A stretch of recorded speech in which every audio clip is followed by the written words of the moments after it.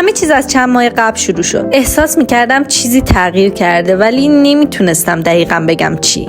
گاهی اوقات کمی خسته تر از معمول بودم. بعضی بوها به طرز عجیبی منو اذیت میکرد. حتی مزه غذاها هم مثل قبل نبود. ولی واقعاً توجهی به این نشونه ها نمیکردم. چون فکر میکردم شاید از استرس یا خستگی روزمره باشه. اون روزا توی کار و زندگی خیلی درگیر بودم و این فکر که شاید اتفاق بزرگی در راهه اصلاً به ذهنم نمیرسید. یکی دو روز که پریودم عقب افتاد هنوزم سعی میکردم خودم رو قانع کنم که این موضوع به خاطر فشار کاری یا استرسه. حتی به شوهرم هم چیزی نگفتم. با خودم فکر میکردم نه، امکان نداره، هنوز برای این چیزا آماده نیستم. ولی هرچی بیشتر بهش فکر میکردم شک و تردیدم بیشتر میشد. یه روز صبح که از خواب بیدار شدم حس عجیبی داشتم. نمیدونم چی بود، شاید یه غریزه درونی، ولی به نظر میومد که بدنم میخواست به من چیزی بگه. توی تخت دراز کشیده بودم و به سقف خیره شده بودم. 1000 تا فکر توی ذهنم بود. آیا واقعا ممکنه؟ باید تست بدم یا نه؟ تست رو انجام دادم و بعدش منتظر بودم. اون دقایق انتظار طولانی ترین دقایق زندگیم بود. به تست خیره شده بودم و تمام مدت توی ذهنم 1000 تا سناریو رو مرور میکردم. اگه جواب مثبت بشه چی کار کنم؟ اگه من واقعا باردار باشم زندگی چطور تغییر میکنه؟ و بعد ناگهان اون خط دوم کمرنگ ظاهر شد. انگار یک لحظه زمان متوقف شد. به تست نگاه میکردم و دلم میخواست باور نکنم.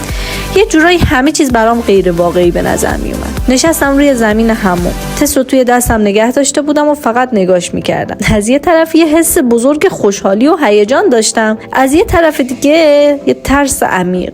نمیدونستم آمادم یا نه. همه اون حرفایی که قبلا راجع به بارداری شنیده بودم حالا واقعی شده بودن. بعد از چند دقیقه که تونستم به خودم بیام نفس عمیقی کشیدم. قلبم هنوز تون تون میزد. بلند شدم و مستقیم رفتم پیش شوهرم. توی اون لحظه حتی نمیدونستم چطور باید بهش بگم. وقتی بهش گفتم که تست دادم و نتیجهش مثبت بود چند لحظه بی حرکت به من نگاه کرد. به نظر میرسید که هنوز داره تلاش میکنه واقعیت رو هضم کنه. صورتش کم کم از تعجب به یه لبخند بزرگ تبدیل شد.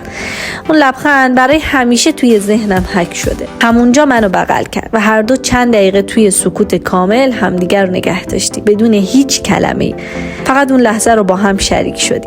بعد از اون تا مدت‌ها هر دو توی شوک بودیم. نمیتونستم تصور کنم که چطور زندگیمون از اون لحظه به بعد تغییر میکنه. 1000 تا سوال توی ذهنم بود. چطور باید برای این مسئولیت بزرگ آماده بشم؟ آیا از پسش برمیام؟ کار و فعالیت‌های اجتماعیم چی میشه؟ ولی در این حال یک حس عمیق از عشق و هیجان هم درونم بود. از اون لحظه به بعد فهمیدم که دیگه هرگز زندگی مثل قبل نخواهد. شاید اون روز پر از شک و تردید بود، اما بدون شک یکی از خاص‌ترین روزهای زندگیم شد. روزی که فهمیدم قراره مادر بشم.